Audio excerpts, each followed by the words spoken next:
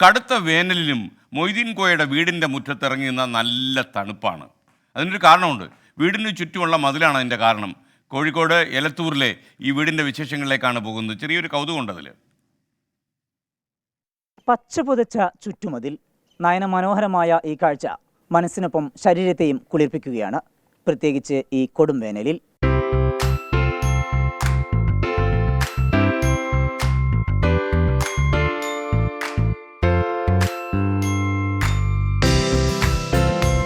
ജോലിക്ക് പോയപ്പോൾ west hill polytechnic കോളേജിൽ നിന്ന് 4 കഷ്ണം മണി പ്ലാന്റ് കൊണ്ടുവന്നു നട്ടു.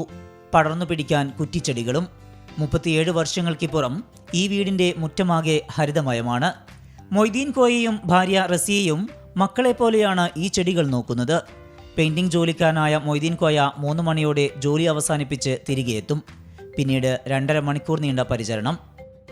അപ്പം 40 ഡിഗ്രി 42 ഡിഗ്രി ചൂട് വന്നിട്ടും വലിയ ദൈവസഹായം കൊണ്ടിട്ട് ചൂട് ഏൽക്കാത്ത മാതിരി തോന്നുന്നുണ്ട്.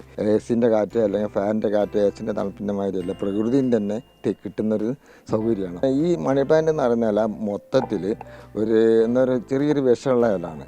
അത് വിഷമുള്ള അരളിൻ്റെ മാതിരി തന്നെ ചെറിയൊരു വിഷം. അത്ര വലിയ പോയ്സൺ അല്ലെങ്കിലും കൊതുകുകളോ ഏജാതികളോ ഇതിനകത്ത് ലാൻഡ് ചെയ്ത് ഇതുവരെ കണ്ടില്ല. ഇനി അഥവേ എന്തെങ്കിലും ഒരു ചേരക്കുട്ടിയിട്ട് വന്നിട്ടുണ്ടെങ്കിൽ പെട്ടെന്ന് പോകും.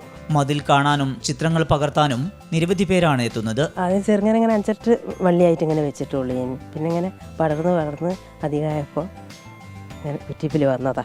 നനവ് വൈകുന്നേരം സ്ഥിരമായിട്ട് നനക്കുന്ന ഒറ്റ പ്രാവശ്യം. അത് 2-2.5 മണിക്കൂർ പിടിക്കും ഒക്കെ മനസ്സ് വരുമ്പോഴേക്ക്. കന്നഡ സിനിമയുടെ ഷൂട്ടിനായി ഈ വീട് ചോദിച്ചിട്ടുണ്ട്. ചെടികൾ നശിക്കുമോ എന്ന ആശങ്കയിൽ ആലോചിച്ചിട്ട് പറയാം എന്നാണ് മൊയ്തീൻ കോയയുടെ മറുപടി.